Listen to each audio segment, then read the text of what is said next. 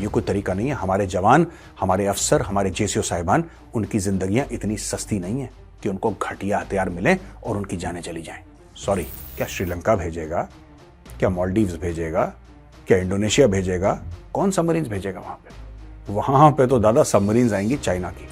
तो मोदी सरकार का कहना है कि भैया तुम्हारे पास नहीं है, कोई बात नहीं, तुम बाहर से टाई अप करके पूरी टेक्नोलॉजी भारत ट्रांसफर करो, लेकिन मेक इन इंडिया होगा, भारत में बनाओ। जय हिंद दोस्तों, मैं हूं मेजर गौरव आर्य और आप देख रहे हैं द चाणक्य डायलॉग्स। इस वीडियो को लाइक करिए, हमारे चैनल को सब्सक्राइब करिए, बेल आइकन दबाना बिल्कुल मत भूलिएगा। खासतौर से वो हमारे मित्र, वो हमारे दोस्त जो लाखों की तादाद में रोज हमारे वीडियो देखते हैं लेकिन सब्सक्राइब नहीं करते। उठाइए एक रॉकेट लॉन्चर और वो जो बेल आइकन है ना, दबाइए ट्रिगर, रॉकेट जाके सीधे वहां पे लगे और आप बन जाएं हमारे सब्सक्राइबर। अब दोस्तों, जहां तक रॉकेट की बात है तो कल एक और रॉकेट गिरने वाला है और वो रॉकेट गिरेगा कल, यानी कि सैटरडे, यानी कि शनिवार शाम के 6 बजे। और उस रॉकेट का नाम है मेजर। ठीक है, कल शाम को मिलते हैं 6 बजे द चाणक्य डायलॉग्स इंग्लिश और चाणक्य डायलॉग्स हिंदी पर।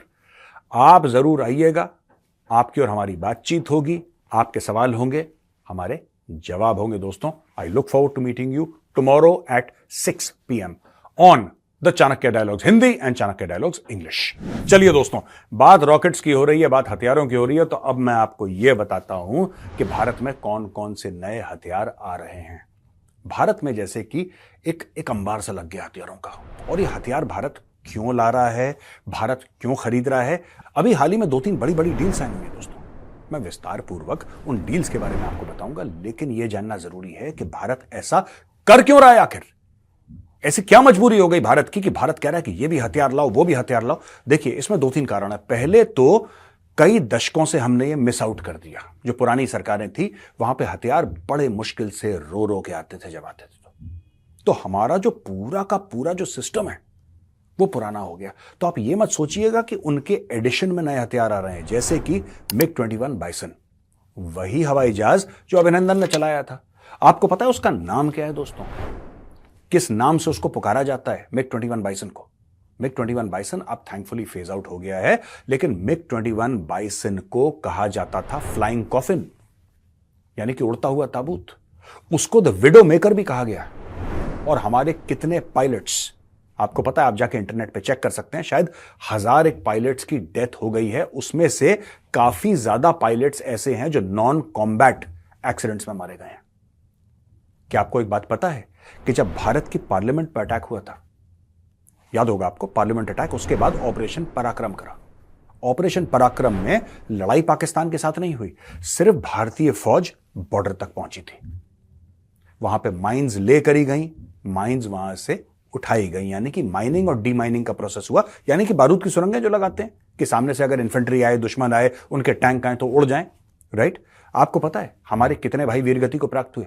और लड़ाई नहीं हुई, there was no war in Parakram, लेकिन हमारे कितने भाई वीरगति को प्राप्त हुए दोस्तों? 700 से ज्यादा।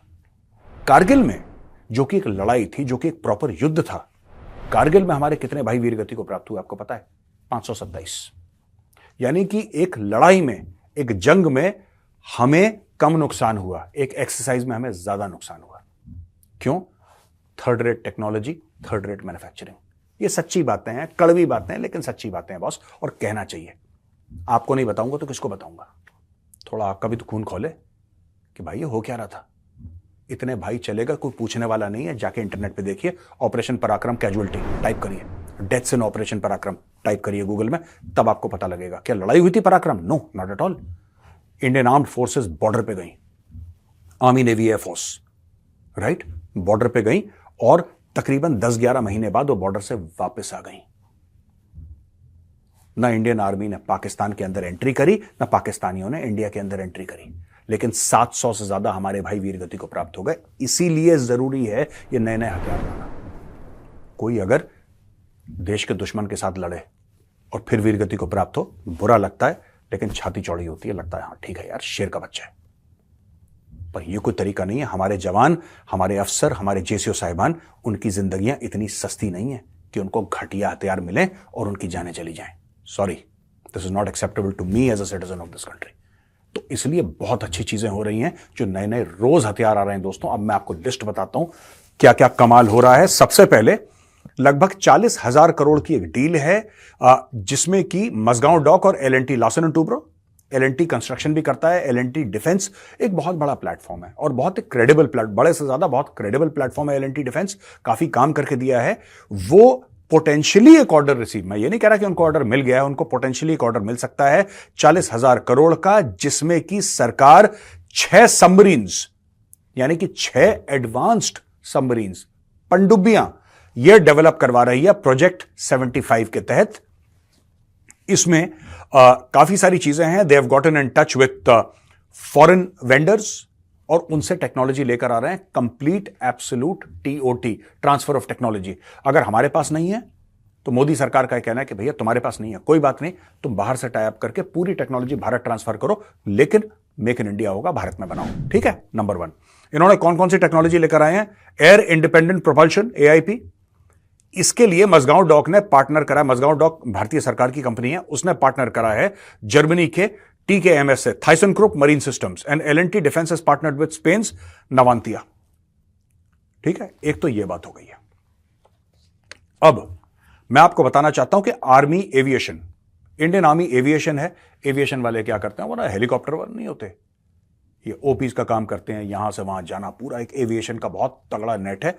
उनको एक बूस्ट मिला है, 25 नए ALH Dhruv helicopters made in India.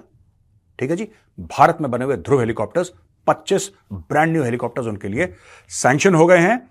और एडिशनली इसके अलावा मिनिस्ट्री ऑफ डिफेंस ने एक दूसरा कॉन्ट्रैक्ट साइन करा है 8,073 करोड़ का। ठीक है जी, तो जिसमें 9 कोस्ट गार्ड को भी हेलीकॉप्टर मिलेंगे। 25 हेलीकॉप्टर जो आर्मी को मिलने थे वो तो मैंने बता दिया है। इन एडिशन यानी कि उसके अलावा, आर्मी के अलावा उनको 25 हेलीकॉप्टर आर्मी को और 9 हेलीकॉप्टर कोस्ट गार्ड को मिलेंगे। ये कॉन्ट्रैक्ट साइन हो गया है टोटल 34 हेलीकॉप्टर्स का। ठीक है जी, और आपको मैं ये भी बता दूं दोस्तों, जो 6 अपाची हेलीकॉप्टर गनशिप्स ये आप देख रहे हैं अपनी स्क्रीन पे, this is an Apache helicopter gunship. दुनिया का सबसे बेहतरीन, सबसे खतरनाक, सबसे जबरदस्त हेलीकॉप्टर गनशिप है ये।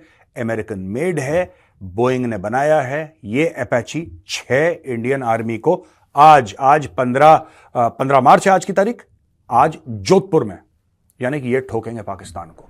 ठीक है जी, इसके अलावा आपको यह पता है कि इंडियन एयरफोर्स ने 22 ऑलरेडी इंडियन एयरफोर्स में आ चुके हैं, 22 यही वाले अपाची, ये पूरे उस एरिया में ना चाइना के साथ, वहां पे 22 डिप्लॉयड है। अब इंडियन आर्मी के पास और हेलीकॉप्टर्स भी आएंगे, 6 आज की तारीख में जोधपुर में एक्टिव हो जाएंगे दोस्तों। अब आपको याद होगा कि जब मोदी जी गए थे अमेरिका और जो बाइडेन से मिले थे तो 31 प्रेडेटर ड्रोन्स की बात हुई थी। याद होगा दोस्तों आपको, 31 प्रेडेटर ड्रोन्स। अब उसका लेटर ऑफ एक्सेप्टेंस जो है वो इंडिया को दे दिया है यूएस ने। यूएस ने चिट्ठी भेज दी कि हां बॉस, जो आप चाह रहे थे डन, हमारी तरफ से डन है, गो अहेड। ये टोटल डील तकरीबन 4 अरब US डॉलर्स की है। और इसमें जो प्रेडेटर कहते हैं, या फिर आप ये कह सकते हैं कि MQ-98 प्रेडेटर, ये जनरल एटॉमिक्स एक कंपनी है अमेरिका की, बहुत टॉप की कंपनी है, जो दुनिया के सबसे बेहतरीन ड्रोन्स बनाती है मिलिट्री पर्पसेस के लिए। जनरल एटॉमिक्स कंपनी का नाम है और उसका भी CEO इंडियन है बाय द वे, उसका नाम विवेक लाल है। Vivek Lal is the CEO of General Atomics, वो भी इंडियन है। ये हम लोग ले रहे हैं। इसके साथ दोस्तों आएंगी तकरीबन 171 Hellfire missiles, laser guided bombs, missile launchers, ground stations, anti submarine sonobuoys and full encryption as well as surveillance complement package. यह पूरा का पूरा भारत में आने वाला है। हो गया, 3 चीजें मैंने बता दी। सबमरीन बता दिया मैंने आपको ध्रुव बता दिया, और ध्रुव के साथ अपाची भी बता दिया जी, और मैंने आपको ड्रोन्स बता दिए। 3 चीजें हो गई। अब ये वॉरशिप्स हैं जो इंडियन नेवी में इंक्लूड हो रहे हैं। ये बहुत बड़ा फायर पावर को बूस्ट है। 2 वॉरशिप्स हैं, इनका नाम है INS अग्रय और INS अक्षय। ये एंटी सबमरीन ऑपरेशंस के लिए हैं, कोस्टल वाटर्स में, और लो इंटेंसिटी मैरिटाइम ऑपरेशंस। ये इंडियन नेवी ने लॉन्च करे आज, ये garden reach ship builders and engineers limited. दोस्तों इन दोनों शिप्स को इनॉग्रेट करा श्रीमती नीता चौधरी जी ने, जो कि चीफ ऑफ एयर स्टाफ हैं, air chief marshal VR Chaudhary साहब। उनकी वाइफ ने इनको इनॉग्रेट करा, इनको लॉन्च करा है। और primary role anti submarine warfare. अब ये मैं आपको बताता हूं स्टोरी जो है ना एंटी सबमरीन वॉरफेयर की, ये भी मैं आपको समझा देता हूं। आपने अभी हाल ही में सुना था, मैंने आपको बताया था जो आईएनएस जटायु का मैटर मैंने आपको बताया था ना, कि यहां पे बिल्कुल मालदीव्स के ऊपर आईएनएस जटायु उन्होंने इनॉग्रेट कर दिया। मैंने ये भी बताया था कि कोची में हेलीकॉप्टर स्क्वाड्रन खड़ी करी है, नहीं 4 दिन पहले 5 दिन पहले। जो हेलीकॉप्टर स्क्वाड्रन है उसका मेन रोल ये है एंटी सबमरीन। ये सबमरीन्स किसकी आ रही हैं वहां पे? मैं बार बार यही सवाल सबसे पूछ रहा हूं, ओ भैया ये सबमरीन्स आखिर आ किसकी रही हैं? कौन है जो ये सबमरीन्स भेजेगा वहां पे? क्या श्रीलंका भेजेगा? क्या मालदीव्स भेजेगा? क्या इंडोनेशिया भेजेगा? कौन सबमरीन्स भेजेगा वहां पे? वहां पे तो दादा सबमरीन्स आएंगी चाइना की। अब आप देख रहे हैं ना किस तरीके से नेवी ने और एयरफोर्स ने एक जाल बिछा दिया। तो दोस्तों आपने देखा किस प्रकार से इंडियन नेवी ने एक जाल बिछा दिया एंटी सबमरीन का, क्योंकि चाइना के पास खतरनाक सबमरीन है और उस सबमरीन को काउंटर करने के लिए आपको लेटेस्ट टेक्नोलॉजी चाहिए। 2 वॉरशिप्स, एक जमाना ऐसा था कि जब वॉरशिप आता था तो पूरा मीडिया कवर करता था। आजकल हथियार आना एक बड़ी नॉर्मल सी बात हो गई है, टीवी कवर ही नहीं करता इसको। कभी कवर कर लिया, थोड़ी सी क्लिप दिखा दी, क्योंकि इतना नॉर्मल हो गया है हथियार आना, लेटेस्ट वेपन्स आना इतना नॉर्मल हो गया है। इतने 1000 करोड़ की डील, इतने 1000 करोड़ की डील, इतने अरब डॉलर की डील, ये सब लगातार चलता चला आ रहा है। दोस्तों आज का वीडियो यहीं पे खत्म होता है। अब मैं आता हूं क्वेश्चन एंड आंसर्स पर। दोस्तों पहला सवाल है प्रथानी दसवानी जी का। ये कह रहे हैं कि जय हिंद सर। जय हिंद प्रथावी जी। ये left liberal YouTuber Modi ji को डिक्टेटर बोल रहे हैं, मुझे इससे कोई फर्क नहीं पड़ता वो क्या करें, और उनके मिलियंस ऑफ सब्सक्राइबर हैं जो उनकी बात पर विश्वास करेंगे। आपको क्या लगता है?